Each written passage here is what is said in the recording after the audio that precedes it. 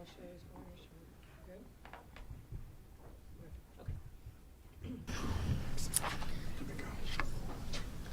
Still got a few more for me, Mayor.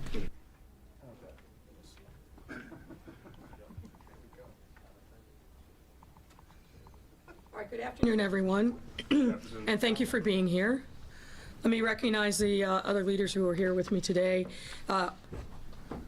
Chairman Chris Taliaferro of the Public Safety Committee, his Vice Chair Harry Osterman, Alderman Sawyer, Alderman Ramirez Rosa, Alderwoman Hairston, and Desmond Yancey of the Empowering Communities for Public Safety. Earlier today, a number of measures were passed and introduced during the City Council meeting that will allow our city to take significant steps forward when it comes to rooting equity, inclusion, and transparency at the heart of everything that we do. And let me highlight a few of them. First and foremost, as you can tell from the folks who are gathered here, I'm thrilled to announce and report that the City Council has passed historic legislation that will create a first-of-its-kind independent civilian oversight body for our police department as well as its accountability agencies, the Civilian Office of Police Accountability, or COPA, and the Chicago Police Board. This proposal will help propel our city toward becoming a national leader when it comes to constitutional policing and police reform, and importantly, strikes an important balance of a range of interest and issues, feedback from relevant stakeholders, including aldermen, advocates, experts, and our own residents. Beginning January 1 of next year, we will have a 7-member Civilian Oversight Commission that will be completely made up of Chicago residents, helping ensure full representation. To further ensure full representation, within 60 days after commission members take office, a non-citizen advisory council will be created to advise members on the needs and concerns of our citizen population. In addition, this commission will have the power to do a handful of very important tasks, including assessing the performance of and setting goals for the superintendent, chief administrator of COPA, and the police board president, appointing the COPA chief administrator with the advice and consent of City Council, providing CPD, the police board, COPA, and the public safety inspector general with community feedback relevant to their operations received as a result of the commission's public outreach activities, and much more. In sum, the responsibilities given to this commission will provide our residents with an important opportunity to hold our police department accountable and ensure our elected leaders remain accountable for their role in police oversight. As some of you may remember, I promised on the campaign trail to pave a path for civilian oversight of the Chicago Police Department, which is a necessary step towards building trust between officers and the communities they are sworn to serve and protect. You heard me speak earlier today about legitimacy. There can be no legitimacy if the people of the city do not trust the police. And the police will never be effective in fulfilling their sacred oath to protect and serve if they are not trusted by the community and viewed with suspicion. Today, I'm beyond proud to be able to deliver on that campaign promise, not just for me, but because of all the people who are gathered here and all the people that are represented by the folks that are in this room and those who could not be here with us today. This significant step forward will further ensure that residents from all walks of life have an equal chance to oversee CPD by running for a spot on this commission. I mentioned this before in my remarks on the City Council floor. I had the great privilege of leading the Police Accountability Task Force. And one of the key recommendations of that task force was civilian oversight. We were intentional and not dictating in that report the form and substance of that oversight. We thought it was incredibly important for us as a city to engage in further, more robust engagement of residents around this concept of civilian oversight. I didn't think it would take 6 years plus, but here we are. A long journey, a hard journey. At times, didn't think we were going to get there. But we stand here today because I think all of the folks who had an interest in this topic understood the beauty of compromise, Compromise, unfortunately, in our democracy has become something of a dirty word. Some people feel that it's weakness, but our democracy depends upon compromise, striking the right balances for those things that are important. Not compromising your values or your ideas, but moving forward and making progress on behalf of our residents. And that's what we were able to accomplish today. And I'm proud to be standing with the folks in this room and the folks who worked so hard on this for so many years. I want to thank the folks at Empowering Communities for Public Safety for their collaboration on this initiative, as well as their recommendations to help make up the backbone of this historic proposal. I also have to give tremendous thanks to Chairman Taliaferro, who I think had guided this work through very difficult times, and at times with great personal sacrifice. So, Chris, I just want to say thank you. I know what this has meant to you. I know why this is so important to you, and I want to thank you for your leadership. I also want to call out and thank Alderman Osterman and Alderman Sawyer. Some of you may recall way back when, in 2018, that these two aldermen were the first sponsors of the original GAPA ordinance. That really, I thought, this is an interesting pairing at the time. But through a lot of trial and effort, both of these aldermen really lived this work, really spent a tremendous amount of time educating themselves, educating their colleagues, and we would not be standing here today without their leadership on this issue. So thank you both. I also want to thank Alderman Leslie Hairston, who's here with us, as well as Carlos Ramirez Rosa, two other people who were very instrumental in raising this issue, raising our consciousness around the necessity of this moment, being very passionate advocates on behalf of communities and residents. So thank you both for your longstanding support of police reform and accountability, and thank you for really being the conscience of the council on this issue. I also want to thank Alderwoman Sophia King, who also has joined in this effort. We also have with us Desmond Yancey, and you'll hear from him in a moment, but I want to thank him for all of his hard work in moving this ship forward through sometimes difficult waters. A second thing that I want to talk about today, which in some ways may pale in comparison, but is important for those who are affected, and that is the City Council has passed a revised public way use reform substitute ordinance.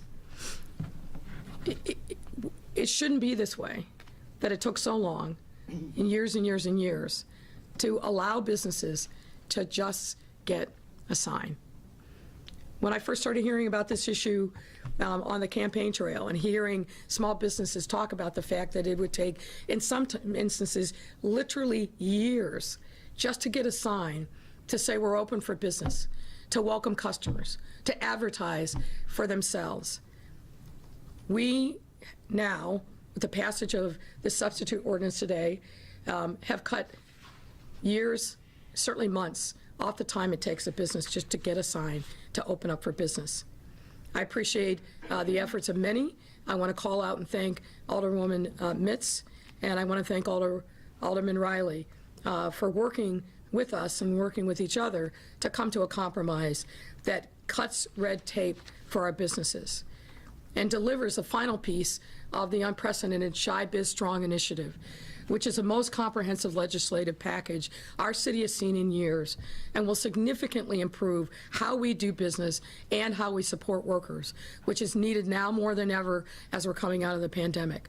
This revised piece of the Shy Biz Strong initiative will remove the ordinance requirement for the vast majority of public way use permits, and you heard that today from Alderman Riley. And for those of you who don't know, you want a sign? Prior today, you had to get an ordinance. Draft the ordinance, get it introduced into committee, have a committee meeting, and then hope you get to a favorable vote out of the committee, and then get to the city council floor. Absolutely unnecessary burden on our small businesses at a time when we should be shrinking the red tape, not piling it on. So I am extraordinarily pleased that this has moved forward. And again, thanks to Chairman Mitz, thanks to Alderman Brendan Riley, and thanks to Rosa Escareno, our Commissioner of Business Affairs and Consumer Protection, and her team, who really shepherded this entire package, including this last piece, through committee, city council, workshopping with small businesses and other interested stakeholders. This is how we do it, and I think, folks, we got it right.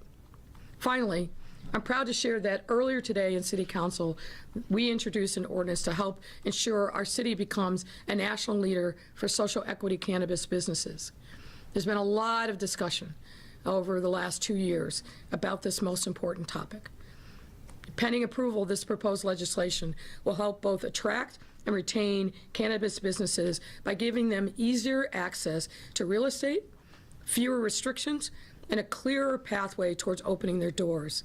In addition, this legislation also kicks off a recruitment pitch to social equity cannabis businesses, which are owned by individuals that have either been directly impacted or come from communities that have been suffered under the infamous war on drugs.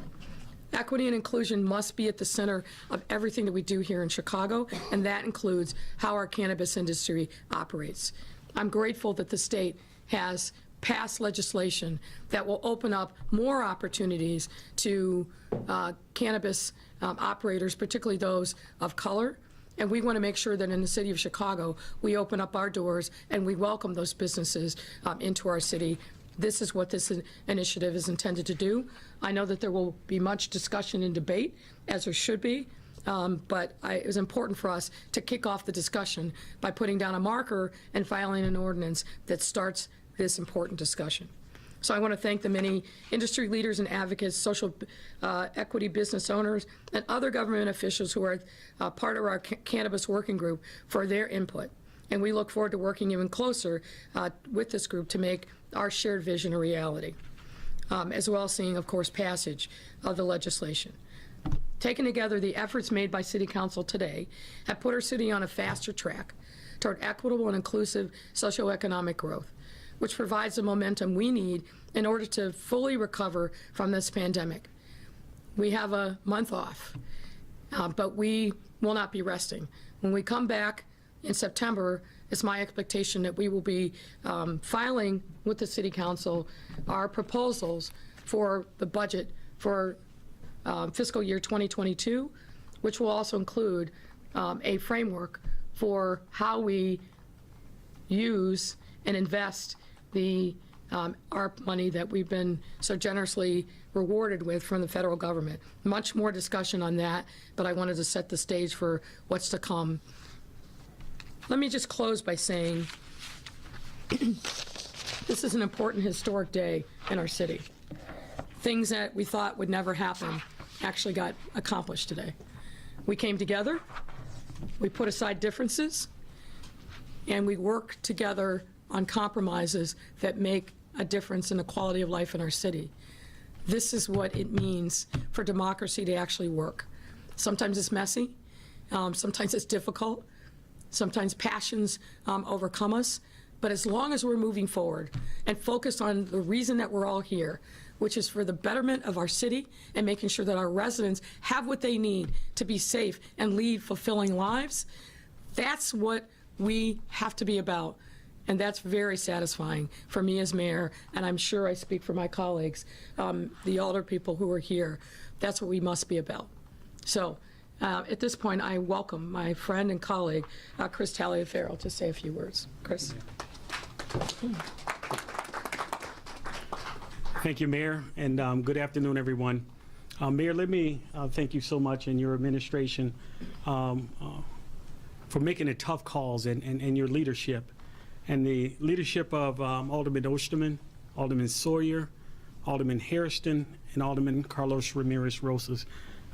Carlos, I can never say just Carlos, I'm just Ramirez Rosas. For some reason, it's always, it has to be his full name because it helps me put that whole thing together. But the mayor talked about earlier a journey, and that's what this has been. Most folks wanted to put a time frame on this journey, whether it's a year or 2 years. But a journey is sometimes that there is no time frame that you can put to it. You just hope that on your path on your journey, that you can produce the best results that you possibly can. And I think that's one of the things, and because of the importance of what we had to do as city council members, and how it would affect our police department in our city, we could not easily and haphazardly in this journey any quicker than what it did. And I think we took careful measures to make sure that every aspect and every rock was turned, and every thought went into the ordinance that was produced and voted on and passed today. And I say that this journey isn't over. It's simply, we've only just met one leg of it or two legs of it. But the end process must be a better city of Chicago. The end process must be a better Chicago Police Department. And that's when the journey somewhat ends there. And then it continues on to not only just completing and having a good police department with the best in the country, but keeping it at that level. And so I'm honored to have worked with the men and women on the city council to produce this ordinance. And I thank them for their hard work. And we can't go without thanking the members of the coalition. As I said earlier, the hundreds of Desmond Yanceys and the hundreds of Mr. Chapman, Mr. Frank Chapman, and the hundreds of Adam Grosses that took their time and effort to love upon this city and to love the residents of the city to produce the best ordinance possible. I think in the end, all of us have the same vision, and this is something our mayor has spoken about very eloquently, and that's reshaping the future of this city, reshaping the future of the Chicago Police Department. If we can't all have that goal in our hearts and have that goal in the forefront of our mind, we fail the residents of this city. And that's something that we all refuse to do. We will make sure that this ordinance is just a stepping stone to building a great foundation to the home that we call the city of Chicago. Thank you so much to all of you guys for letting me be a part of the ordinance that we bring before the people of this city. Thank you.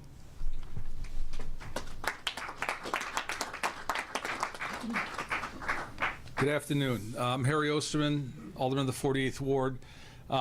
Today is a historic day in our city, a day that we are going to take a huge step forward to bringing the communities of Chicago and the police closer together. We did not get into where we are when it comes to violence and the distrust and the chasm between some communities and the police overnight, and we're not going to get out of it overnight. But today, passing this ordinance puts Chicago in the forefront nationally, but more importantly, it brings communities around the city to the table with the police in a more constructive way that will lead us to, I really believe, a safer city. For children that are here now as they grow up, for people that are there out in every corner of the city of Chicago. Today you heard a very thoughtful debate where you saw in very clear terms some differences of how people interact with the police. We want to get to a city that every single neighborhood feels the same way, where every single neighborhood can trust to pick up the phone and call the police and work side by side. When we have that trust, when we have that community working side by side with the police, we will have a safer city, and it'll help our city grow. We would not be here without Mayor Lightfoot's leadership. Her longstanding support of these ordinances, but really coming together at this critical time with her staff and bringing people to make it happen was critical. And I want to thank her on behalf of the coalition for her leadership on this issue and getting this over the finish line. Mayor, thank you.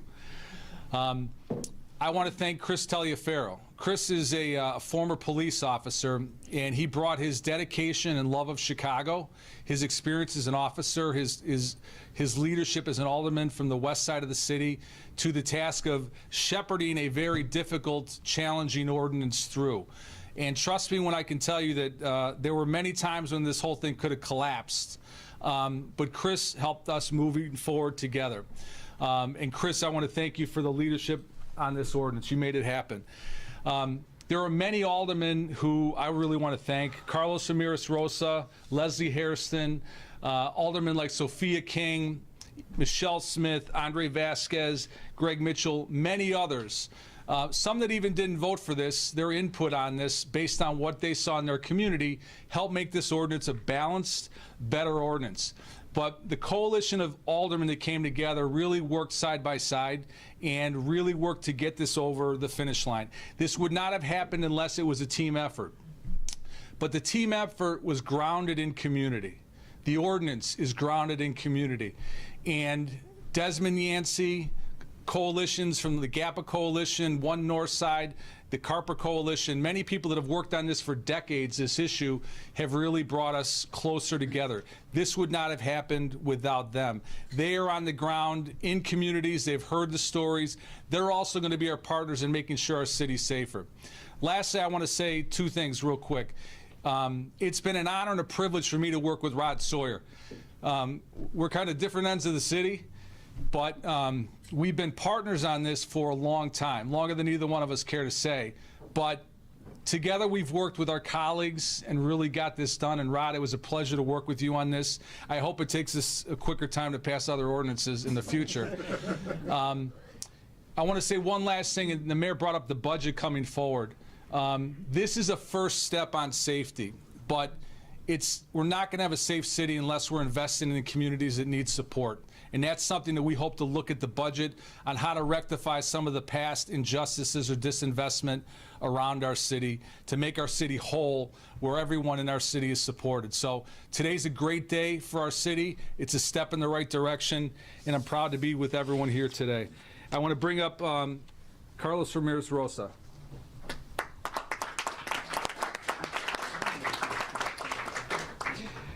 Chicago has enacted the nation's strongest and most progressive civilian oversight ordinance. Let me say that again, because it's historic. Chicago has enacted the nation's strongest and most progressive civilian oversight ordinance. How did we get here? We got here because decades ago, black leaders fed up with misconduct and police violence and unconstitutional and racist policing in their communities made a demand for community control of the police. We got here because the previous administration decided to cover up the police killing of Laquan McDonald, because 16 shots rang out and people took to the streets to demand justice. We got here because a task force was formed, and under then non-Mayor Lightfoot's leadership, the task force heard the community's demand for civilian oversight and included that recommendation in their final report.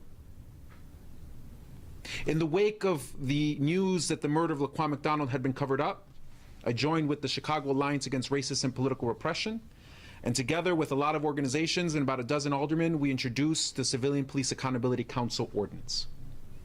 And shortly thereafter, Harry and Rod and One North Side and a bunch of groups got together and they formed the Grassroots Alliance for Police Accountability, and they introduced their own proposal. After a lot of years, we came together because we understood that our city needed to get something done to right the ship on policing. And we compromised, but those compromises were based on a principle that at the heart of transparency, there must be democracy. That democracy is critical to community control of the police, that democracy is critical to restoring trust in our institutions, in our government, and in the services and the departments that are supposed to protect and serve. And after we got together, Mayor Lightfoot came together with us. And I want to thank you, Mayor Lightfoot, for working with the Empowering Communities for Public Safety Coalition to get us the ordinance that was enacted today. That coalition that came together, maybe an unlikely coalition, came together for what's good for the city of Chicago. I want to be clear what this ordinance is and what this ordinance is not, because we have to be truthful and we have to be honest. This ordinance is not defunding the police. This ordinance is not abolishing the police. This ordinance is good government, it's good public policy, it's police reform. It's predicated on the belief that if we can bring police and communities together if we can ensure that young people have a real voice in the policing that's impacting their lives and impacting their community, if we ensure that communities on the south side and the west side can have a real say in the policing that's impacting their communities, that if we can have democracy, if we can have transparency, if we can have inclusivity, that we will be a safer Chicago. The research backs that up. You can go and do it on your own, or you can talk to Adam Gross from BPI. He can tell you the research shows that when we restore trust in policing and when we bring that community voice into police departments, our cities become safer. It was on that basis that coalitions also work with Mayor Lightfoot to pass the Welcoming City Ordinance amendments. So I think we should all be very proud of what our city has accomplished today. As Mayor Lightfoot said, there's so much work left to be done. But this is a great start. This is a firm foundation. And moving forward, we know that we have the wind at our back and that we're moving towards a more just Chicago and a more safe Chicago for everyone. Thank you.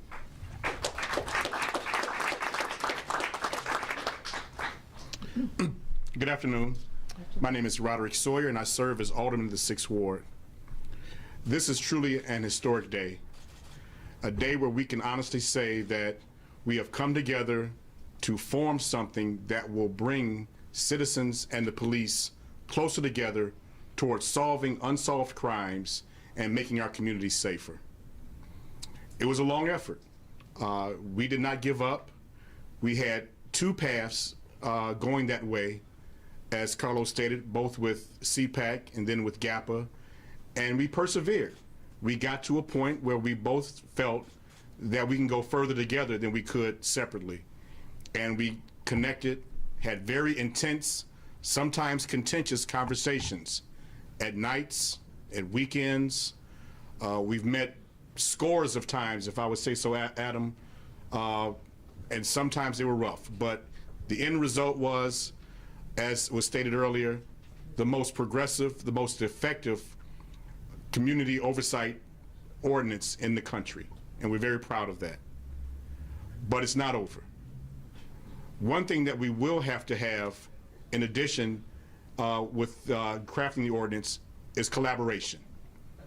We need the police to come forward. We need the community to come forward. When it's time to assemble these district councils, when it's time to form the commissions, we need people to come forward and be present and step up and say enough is enough, and they want to do more for the benefit of the city of Chicago. I just want to thank everyone that was involved in this. Again, I want to thank the GAPA and CARPA groups. We could not have done it without you. My colleagues, Carlos, Ramirez, Rosa. I'm going to get all my full name pronounced one of these days. But Carlos has been a true advocate, a true friend in getting this together. And also my great friend, not just my automatic friend, but my lifelong friend, Leslie Hairston, who started off on the other side, but we were on different sides working together, trying to make this happen. And she knows that I forever appreciate her, and we're glad to be doing this together.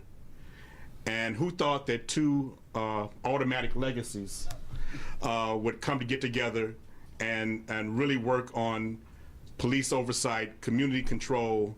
I really want to thank Harry Osterman. I could not have done this, I could not have been a part of this without his involvement. When we first talked about it, we stated that we needed a Northside Alderman that really gets it. And it was immediate who that person was. And it's been a great ride, and I'll forever be grateful for having that experience with Harry, and he's become a true friend and someone that I know I can depend on and work together with in the future. So this is a great ordinance, people, but we have to implement it. Let's get it working. Starting with, once we get the interim commission working, let's get people involved. Let's get that spirit of collaboration together, and let's have a more effective police department. Let's have a more effective community commission, and let's get to have a safer Chicago. And I thank you. And at this time, I want to introduce my good friend, the Alderman of the 5th Ward, Leslie Hairston. Thank you, Alderman Sawyer. You know, there's a saying about Chicago, that Chicago ain't ready for reform. Well, today, Chicago is. And you've seen that in what we have introduced today and what we passed today. I remember when I first introduced the ordinance way back in 2016, and it was just me. And I was just standing there. And it was the right thing to do, and it was the right thing to do at that time. But what I didn't have is I didn't have the coalition. I didn't have all of the people. And that's what we have today. We have something that was put together by all of the people, that includes the people. You know, I am very fortunate to represent a ward that is very active.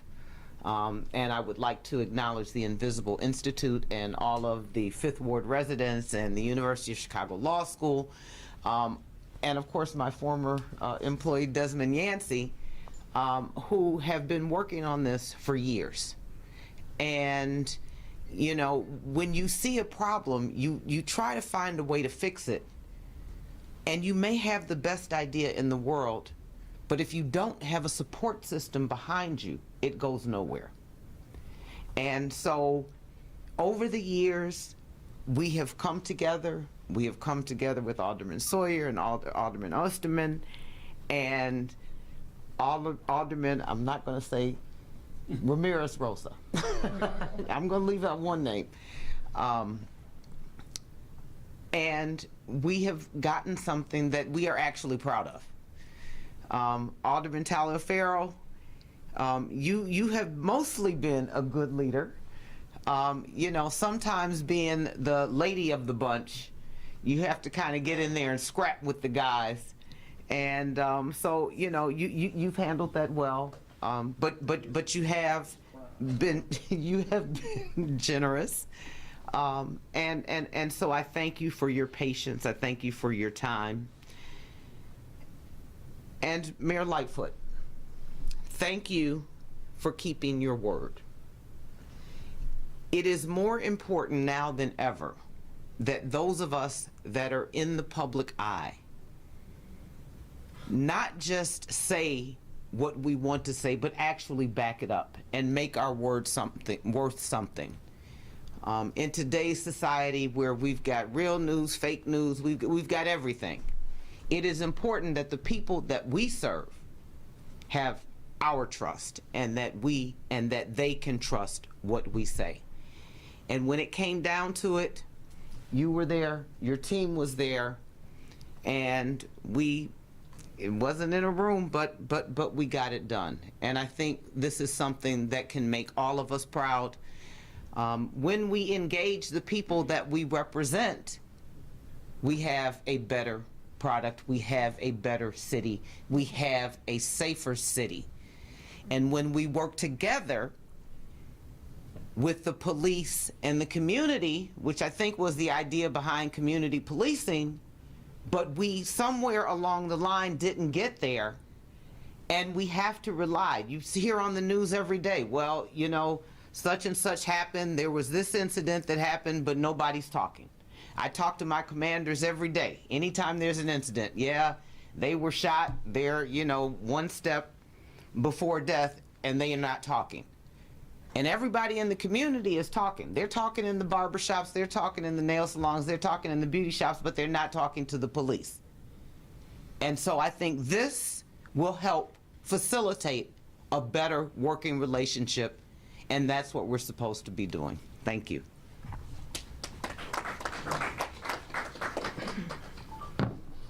Thank you. In December of 2009, my friend Alvin Nash was having a mental health crisis. And in an abundance of caution, his family called 911.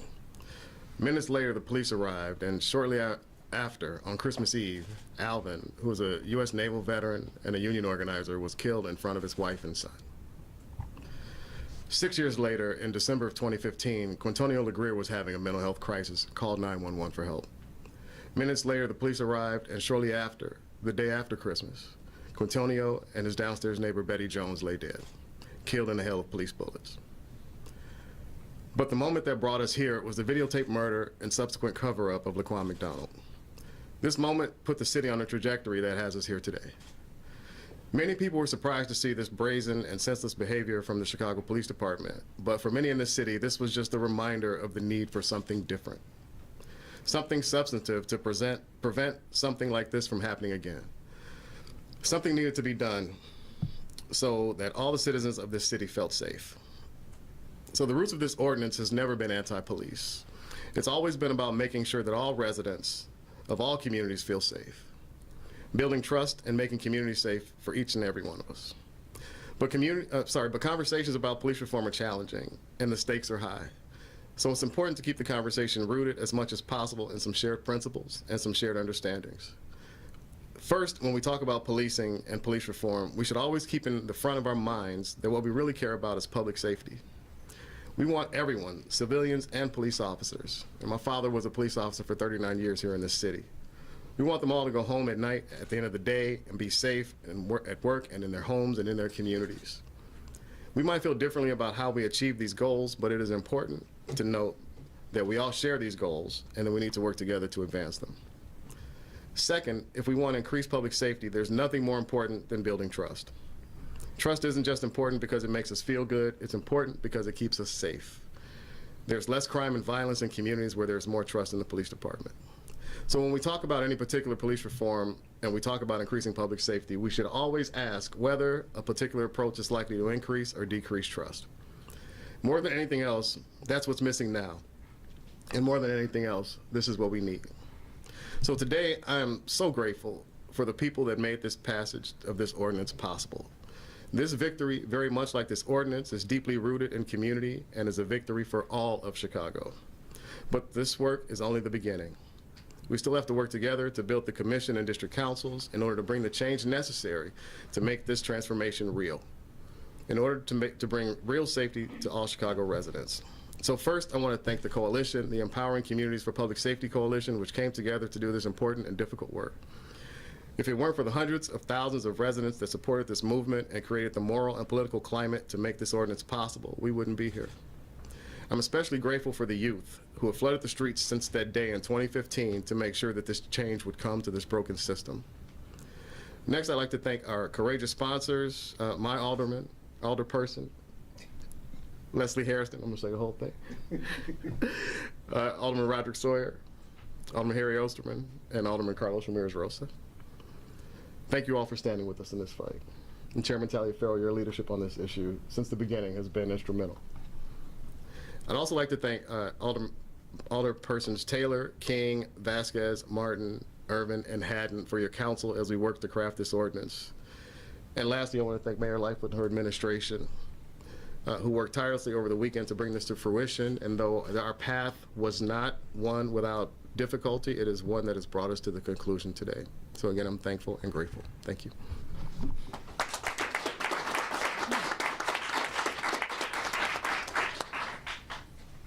Before I take questions, let me also add a few more thanks. As it's been alluded to, it was a long weekend. It was a long journey, but a particularly long weekend. Thursday, Friday, Saturday, Sunday. Hours and hours of conversations back and forth, caucusing to get this thing done. And on my team, I want to particularly thank Manny Perez, the head of our intergovernmental affairs, whose shuttle diplomacy really was, I think, a big deciding factor in moving this forward. I also want to thank my friend, Maurice Clausen, my former chief of staff. Maurice is somebody I met through the Police Accountability Task Force. As I mentioned earlier, he was the principal architect of the section of the report that dealt with civilian oversight. From his role at MacArthur, he was a huge push to get the groups that became GAPA funded, and then as chief of staff worked tirelessly to get this moving forward. And one of his last acts was to help draft an ordinance that we introduced. So a big thanks to him, and this day would not have been possible without his contributions going back many years. And again, just grateful to everyone who was here, grateful for our city. You know, when we talk about diplomacy, we we talk a lot about confidence building measures and how we can send messages and signals to those that we're trying to reach, that we hear them and that we see them. I think today was a big step forward in doing just that. For the communities that needed to be heard, who demanded a voice and a seat at the table, today is a big step forward. But I also want to say this to the men and women of the Chicago Police Department. We hear you, and we see you, and we respect you. There's been conversations that suggested that they would go, that they wouldn't work hard, that they would feel like they were under siege. Ladies and gentlemen, this is probably the toughest time in the history of our country for policing. Make no mistake about it. But every single day, our fearless men and women of the Chicago Police Department are working their tails off. They've taken over 6,300 guns off the streets already this year. They are on pace to set another record in illegal gun recoveries, double what New York or LA combined will do in the course of the year. They're doing this under very difficult circumstances, going into neighborhoods where there isn't a lot of trust. They're not viewed as legitimate, but they still do their job. Our homicide clearance rate, was, many of you know, was shameful in the teens not that long ago. This year, it keeps inching up and over 50%. We're not satisfied. We need to get further. But now we're in the conversation on national standards, whereas before we were a pariah when it came to actually solving homicides. So there's a lot of good work that's being done, and we've got to do it together. This act today isn't about taking over the police department, defunding the police. It's none of that, and you've heard that, I think, from the sponsors. But it is about building that legitimacy and trust so that everyone can move forward and that every community can be safer. So with that, I'm happy to take questions or questions from any members of the folks that are here. Wait 1 second. 2 questions. We're starting with Craig. Mayor, just We'll go back to you now. Go ahead. obviously, this looks really good going forward. How is the civilian oversight can actually manifest itself in making police more accountable? And how do you see that actually playing out? I mean, I know we're talking about building relationships, but how does that play out for greater accountability? Well, I'll start in, and I'll invite any of the others to follow on. I think that, for me, the most important work is the infrastructure that will be built on the district councils, because you're going to have folks in community that will be engaged with their neighbors, but also with the police, to be able to problem solve, but also throw a flag if there's something that's going wrong in a particular police district or neighborhood that isn't getting resolved to the satisfaction of the community. I think that's critically important. That happens now.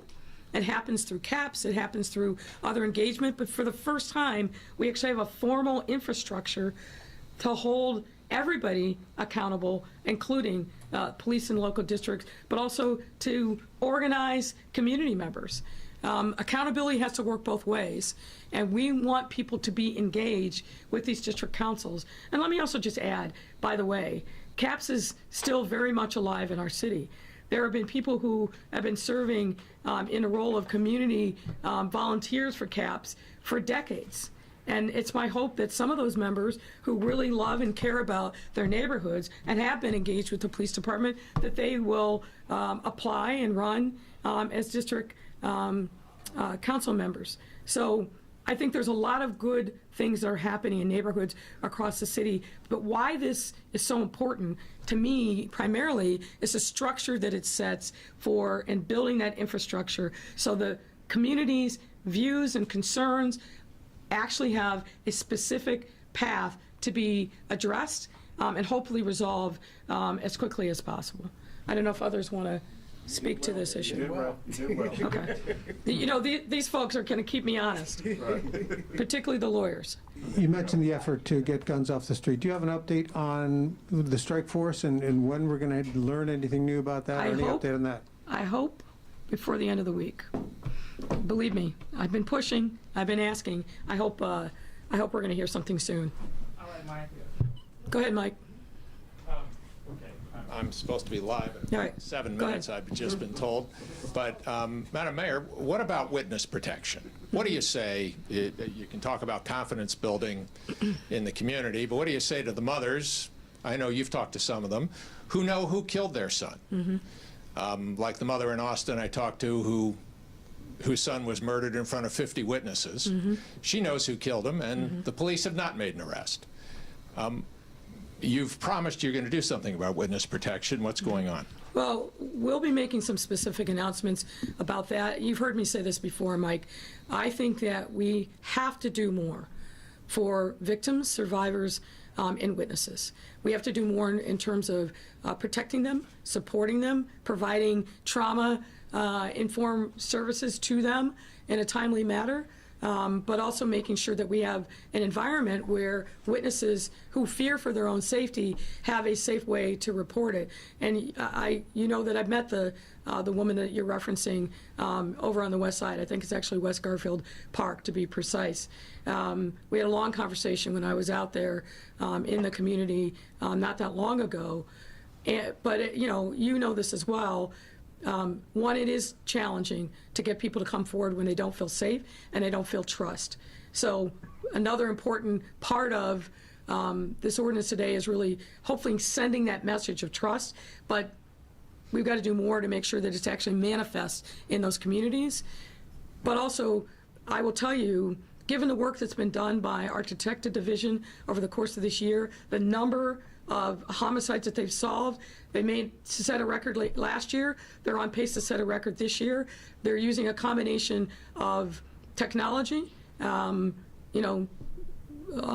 old-fashioned street lever, going out there and working communities. We still got a lot to do regarding making sure that our detective division is much more diverse. That's going to, I think, help build trust, and we've got a plan for that.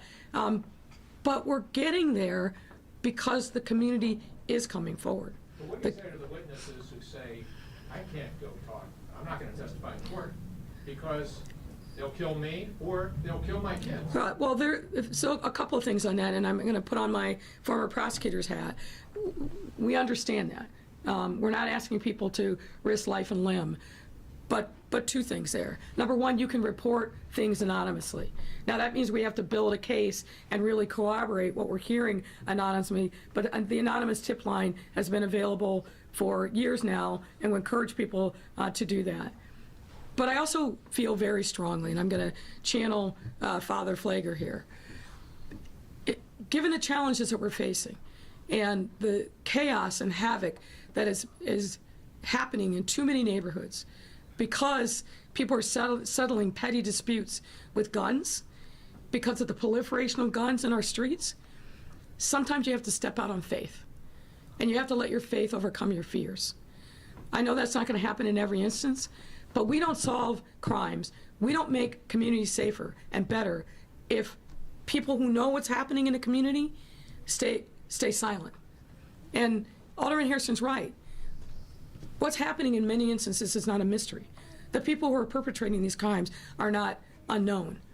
But we've got to build confidence and faith in communities, one, so that they say something before the shooting even happens, but if it happens, that they come forward not only to solve that crime, but to prevent the retaliation. Retaliatory shooting is a huge part of the challenge that we face in public safety in the city. We have made a lot of steps forward in that regard, and I credit the folks that are 700 plus strong across the city that are part of street outreach and street intervention, and hopefully more to come in the 2022 budget. But this is all about building trust. The speed at which we move, the speed at which we are able to move forward and make significant lasting gains is the speed of trust. And we've got to accelerate that by building measures like this. All right, Tamara. Mayor, go back to the long weekend, because there's one way to, I just wonder what got this across the finish line, because there's one way to read this, and that is where this landed is pretty much where you want it. The grassroots long fought for the power to hire and fire the superintendent, the power to make policy. They'll have say in those matters, but ultimately the council can veto. Ultimately, you have the final say. So how did we get here? What happened over the weekend to make this a done deal? Well, look, I can only speak for myself, and I'll invite others who care to speak. we all, I think, wanted something to happen. We all were very conscious of the moment that we were in, and that our neighbors all across the city were demanding change and demanding a larger say in the operations of the police department and how decisions were made and really how neighborhoods were policed. So I don't think there was any dispute about that, but some of these finer points, we had to take time to really figure out how we could strike the right balance. And, you know, sometimes things come together in a good way at a time which is unexpected, but I think we all recognize a sense of urgency to get something done and not have another month, another few months, another year go by. I know I felt that sense of urgency and responsibility. I believe that my colleagues who are here and others felt the same way, and so the moment was right. I don't know if it was anything more than that, but the moment was right, the commitment was there, and we really bore down. Hours and hours and hours were spent over the course of this weekend. I think I was on the phone most of the day, Saturday, Sunday, certainly a big chunk of time Thursday and Friday as well. But the moment presented itself, and I think all of us felt like we cannot let this moment pass and not get something done. Can I interject Please. a little bit? Thank you, Mayor. Thank you, Your Honor. Taman, to your point, and the mayor stated it absolutely correctly, but specifically to your point as it relates to certain aspects of the ordinance, let's be clear, the commission has final say in ordinances, I mean, the policy decisions that come before them. The mayor, in her right, the mayor can reject them. And this is why I say that it's important and it's incumbent upon the community to get involved in this. If the community felt strongly enough to say that the mayor's decision was not correct, their obligation is to come to us as aldermen to say, we support what the commission stated, we need you to override that rejection. And if they come to us in sufficient numbers and do the job that we're expecting them to do, then we have that final say. That means the community has the final say. So I just wanted to correct that slightly. You know, we took a long time getting to this process. A lot of this process is community dependent, it's community driven. So if they feel strongly enough about whatever particular policy that is and come to us collectively, we have that power to say that our community has spoken and spoken to enough of us that we can overturn that policy. All right, Justin. Thank you. And if I may, just let me add at this point. You know, the focus, unfortunately, has been on the conflict. And I guess I get that. But what I would say is this. I think all of us are hopeful that this commission will work in concert, not in compromise, but in concert with the police department, to hold them accountable, to be sure. But if you see a bunch of stuff getting elevated to the mayor's level or to city council, that's a loss for everyone. It should be that there are negotiations and compromise and collaboration between the commission and the police department. If that happens, that's a win for everyone. And that's what I think we all should be focused on and encouraging, not the conflict. If there's a conflict and it has to come to me, it shouldn't, in my view. But if it does, obviously, I'm going to call balls and strikes. And if there's a desire for the matter to go further to the city council, we've created a mechanism for that. But that should be extraordinarily rare, in my view. Yes, sir. Hi, Mayor, and hopefully an alderman can weigh in. So there's going to be an interim commission before those local district councils can be elected. What will that interim commission look like? My understanding is the city council will nominate nominees for you to select through the rules committee. Will the city council nominate someone and take a full vote on it? Will they interview candidates? And for you, Mayor, what are you looking for in nominees for that interim commission? Yeah, I mean, look, I think there was a desire to get started and not have to wait till the election cycle with electing the district councils. And I think that that's the right thing. Let's keep moving forward. So I supported that part of it. Look, I want people of goodwill who care about their city. I hope what we're going to see is a number of people that raise their hand and say they want to participate. I hope that we're going to see people with a track record of being engaged in the community and really having a community heart. You know, there was a lot of conversation about lived experience, but I want to see people who come with a diverse array of lived experience from the various districts and communities that are going to be served by this commission. So having a balanced and representative group of DAC folks, but also commissioners for both for the interim, but also for the permanent commission, I think is what the objective that we're all hoping we will see. All right, Aaron. Hi. For Alderman Hairston, please. Hey. So Hyde Park Hill. I know. I knew it. That's why I gave the smile. You all should also have neighborhood newspapers. Yeah, you all should. I'm curious about what you think of the proposal, not the proposal now, it's passed for the district councils, and what powers you would like for the commission to delegate to them specifically. It's not named as far as I can tell in the white paper. And I think that's done on purpose, because you want them to have the ability and the capacity to say what they need or what they feel that they need.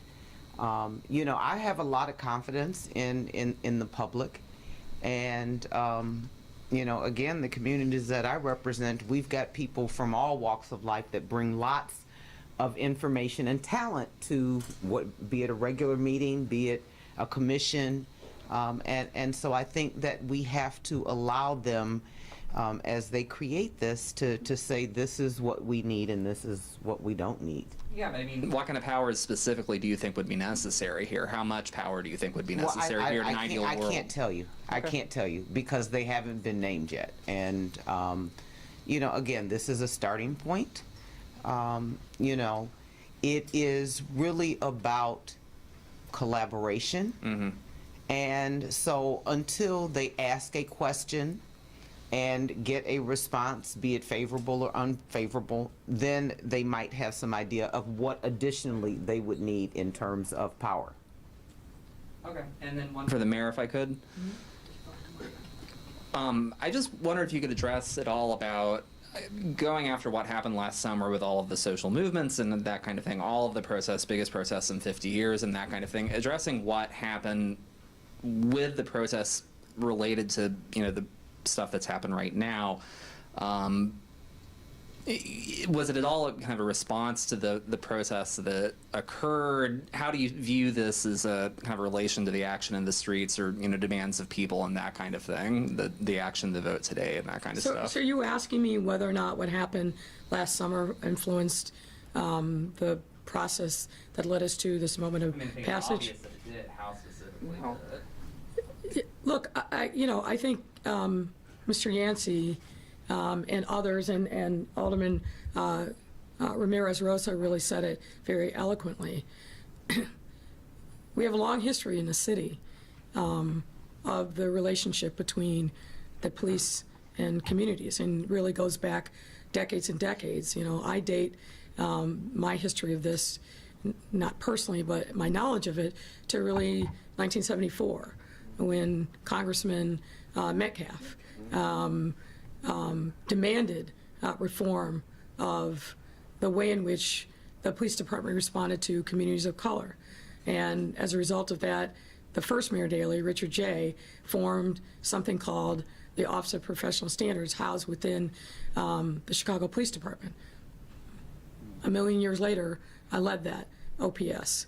But there have been flashpoints throughout our history, way even before 1974, where communities of color, and particularly black folks, have felt and highlighted instances in which individuals or neighborhoods or groups have been abused by the police department and felt like the police department had unchecked power and that nobody was responding. You know, in 1974, when OPS was formed, there was no mechanism for residents to lodge a complaint against the police. There wasn't. There was no even thought that if a community member felt abused, that the police department or somebody would even investigate. So when you look at the arc of that history, all of those things, and certainly more recently, the murder of Laquan McDonald, the suppression of the video, the activism around that grew out of that, the Police Accountability Task Force, and many other markers along the way. Mr. Yancey talked about Quintonio Greer and Betty Jones. You know, during that time, I was sitting as the president of the Chicago Police Board and heard meeting after meeting after meeting, people coming, expressing their anger, but also their trauma of their experience of policing in their neighborhoods. Rarely did we see folks from the north side or other parts of the city that are viewed as quote unquote safe come and talk about their experience with the police. So there have been so many things in my mind that have led to this moment and have really shaped people's opinions and perceptions all over the city about legitimacy of the police, what we as a public can expect and demand for our tax dollars that go into the police department. I can't pick one incident out of it, out of so many over decades, but there have been many, and there's been a persistent movement forward to say, this isn't working, we need something different. This is not working, we need something different. And today, now we have another strategy to hopefully bring community in a lasting way, build an infrastructure that can create trust in neighborhoods all across our city. But it's going to be up to us to give life to this new process, because on paper it won't mean anything. In practice is where the rubber is going to hit the road, and we all are committed to making sure that we see this through, that a commission and an infrastructure and a community rises from this blueprint, and that we create a lasting set of changes that build the trust, because trust is absolutely critical to safety. The two go hand in hand. And hello, Mayor. What needs to happen, or what must happen on the government side to gain the trust and the cooperation of police officers in this process, especially when their own leadership and frankly some members of the city council are predicting the worst? Yeah, look, I heard those comments. I hear those comments. I don't share those comments. We all have a responsibility for public safety. And as far as I'm concerned, as the mayor of the city, buck stops with me. And I've said this before, and I believe to be true. All the other great things that are happening in our city, the feeling of coming out of COVID, the progress that we're making, the fact that our economy is really coming back strong, and good news that our revenues are coming in stronger than predicted, none of that matters if people do not feel safe. None of it matters. And we know that to be true. Our police officers are working their tails off, and they're going to continue to do so. I said this before, 6,300 guns taken off the street. You don't do that if you're sitting back. Solving crimes and making arrests at very high rates. You don't do that if you aren't working. Is there more to be done? Yes. Striking that right balance is really true. And I think that we, as I said on the floor of City Council, you got to stop demonizing the police. Yes, of course, and this isn't, I don't want to be misconstrued as saying, well, there's just a few bad apples. No, there are systems in place that set our police up for failure. There are systems in place where they haven't been historically taught things about trust and community relationships, and that, in my view, their most powerful tool is extending a hand in friendship to help people who are in need. If you have that trust of the community, there's nothing that you can't accomplish. That goes for me as mayor, goes for all the elected officials that are here, but it also goes for the police. That trust is absolutely essential. And as I said before, that confidence building measures are really important. This is why, for example, the superintendent a year ago requires every single front-facing police officer to engage in community service work every week. Every week. Not just the beat officers, but also the TAC officers, the community safety team. All of those officers have to get out there and do the work. Why? Because if you are present and doing the work, people will trust you. But if they just see you as a badge and a gun, you're never going to break through. So I know that there is rhetoric out there that this is going to open up all kinds of problems for the city. We're going to see crime. I think somebody said today, and I think hopefully they were being hyperbolic, it's going to triple. I don't think any of that's true, because this has been coming for a long time. It's not like this is some secret that we sprung on folks today. And yet, despite those saber-rattling fears, what we're seeing is year over year, month over month, our homicides and shootings are going down. And what we're seeing is our officers are working their tail off. They are tired, and the young ones, I can't believe that they're not afraid. People are shooting at the police in alarmingly high numbers. Not undercover officers, but marked squads, people in uniform, unmistakably the police. We're asking them to go into areas and situations that are extraordinarily dangerous. And guess what? They're doing it. They're doing it.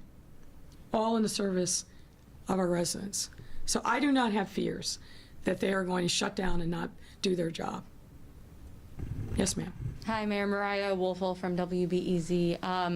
Once the commission is formed and logistics are worked out, what's a specific policy, police policy, that you want to see them either reform or start to craft, specifically the first one that you want to see? You know, that's a good question, and I'm not sure that I have an answer. For me, as I said earlier, the most important thing is building that infrastructure so that the community feels that they have say and sway over what's happening on local policing decisions. More transparency, more dialogue, more accountability. I personally think that's one of the most important things that this new body can do, creating that infrastructure in every police district so that residents feel like they can be heard. It's happening now through CAPS. It's happening now through community engagement outreach efforts. But building a permanent infrastructure for that, I think, is going to be critically important. Okay, thank you. Today, Alderman Wagispack introduced an ordinance that calls for the Chicago City Inspector General to join the Park District in its investigation of widespread sexual misconduct and abuse of girls at the Park District beaches and pools. Mm-hmm. Do you agree that the city inspector should join in this investigation to help the under-resourced Park District Inspector General? Well, I would take issue with a couple pieces of that. I have spoken with Chairman Wagispack about this issue, and we've agreed to work together, and I've given him some suggestions on it. I don't think that the Park District Inspector General is under-resourced. That's not where the issue is. The issue is we have to take complaints of sexual assault, sexual harassment very, very seriously. And I know that the Park District does, but I'd like to see and make sure, particularly some of the ones that to me look like criminal conduct, that there's a rigorous investigation by law enforcement. We cannot have our young people who their parents entrust to work in Park District programs feeling anything other than 1,000% safe. So do you think that the City Inspector General should join?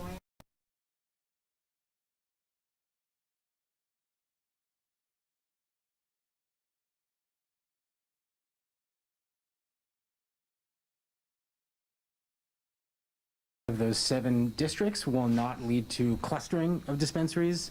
And second, this might be a little in the weeds, but allowing them to open in B3 and C1 zones, why take away that lever for aldermen to be able to use zoning to control where they can open? Well, look, I think the most important thing that we did today is really start a conversation about the next phase of cannabis expansion.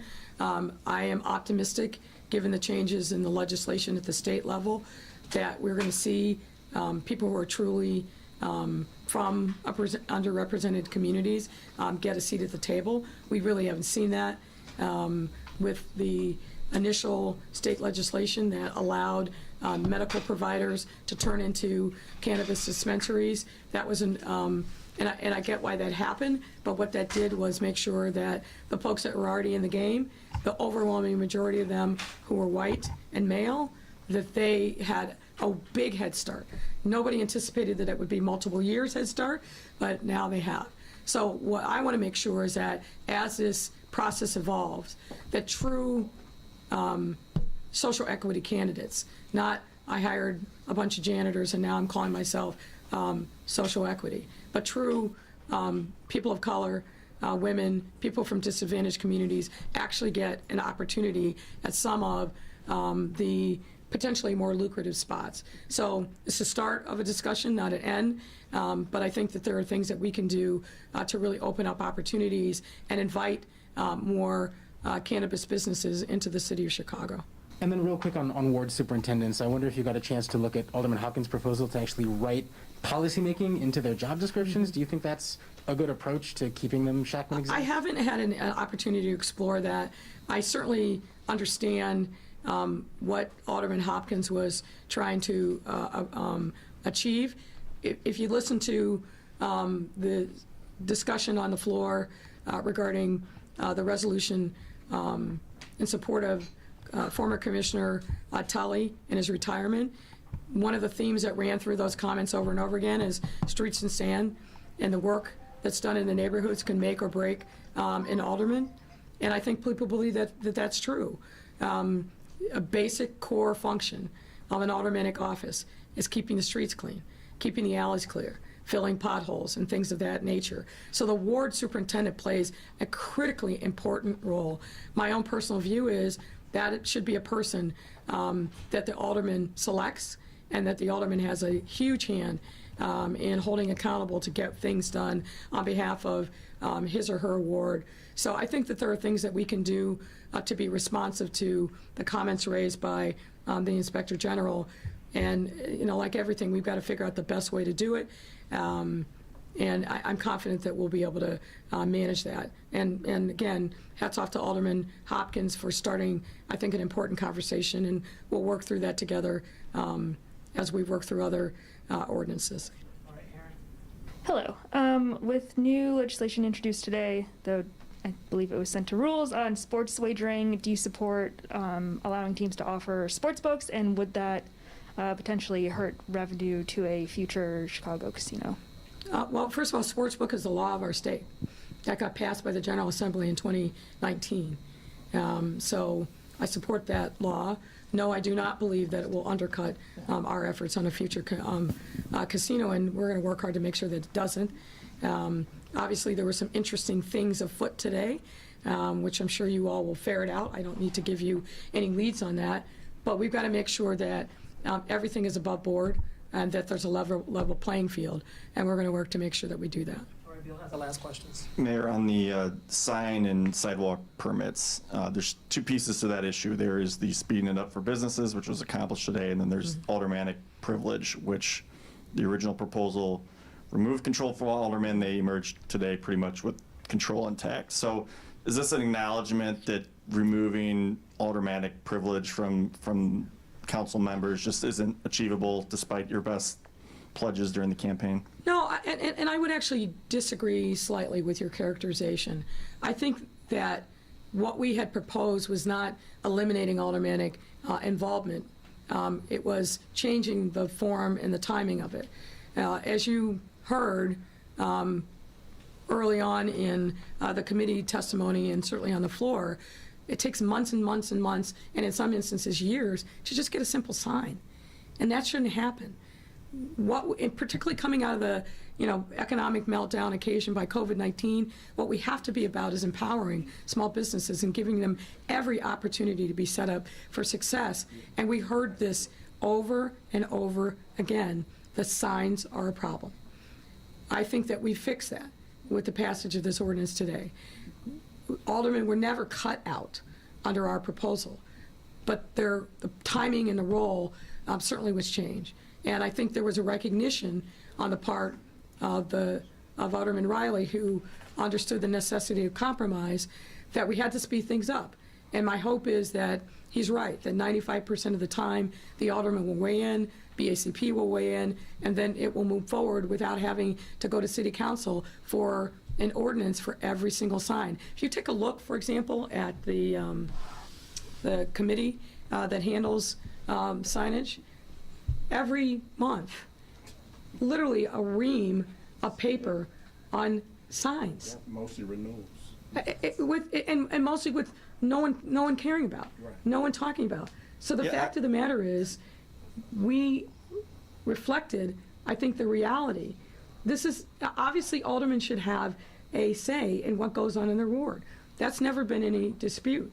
But let's make it so that it's not onerous on businesses and preventing them from actually being able to open. That's ultimately what we were hoping to accomplish, and I think we've done that now. Well, during the campaign, you were quite clear that aldermen shouldn't have a say on everything that goes on in their wards because No. it's been used to, and we have a laundry list of corrupt issues where, you know, we could point to Burke's indictment and others, right, that became an issue during the campaign. So I'm just trying to get at the issue of the control, not whether it's speedy for business or not. And I just wondered, just generally, are you still committed to trying to curtail aldermanic privilege? So what I said during the campaign, and what I believe now, is unchecked unilateral veto right is not democratic, period.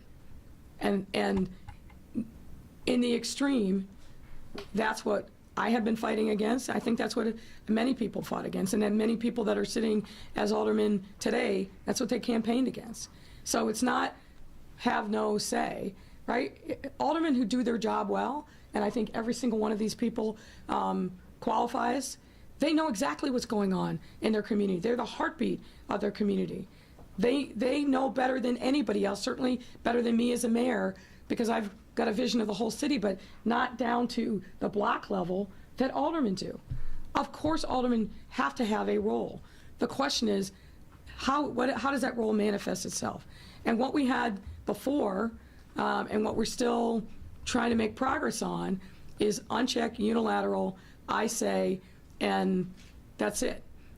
That is a breeding ground for corruption, right? You know, take a look at the Burke indictment. It's written all over it. That is aldermanic prerogative on steroid, as alleged by the federal government. And again, he's entitled to a presumption of innocence in his day in court. But the corruption cannot be ignored. And that's, I think, what people are sick and tired of. But also, you know, even stepping back from corruption, having 50 different sets of rules, it's impossible. It's impossible. And we've heard from way too many business people who said, you know what, I'm going to the suburbs. It's simpler there. I'm not even going to try to do business in the city of Chicago. Who does that hurt? All of us. Our taxpayers, our neighborhoods, our tax base. So we've got to strike the right balance, and I really do believe that the substitute ordinance that was passed by City Council today on signs strikes exactly that right balance. It gives aldermen a say in what's happening in their ward, as it should, but it also eliminates layers of red tape. We have so many important things that we have to tackle as a mayor, as a legislative body. Whether or not somebody has a font size of 12 versus 16, I don't really think that that qualifies. And I know that they don't want to waste their time on such things. So we've, I think, struck the right blow and the right balance for our businesses to be able to move forward and say, I'm open for business. All right, thank you, everyone. Thanks, everyone.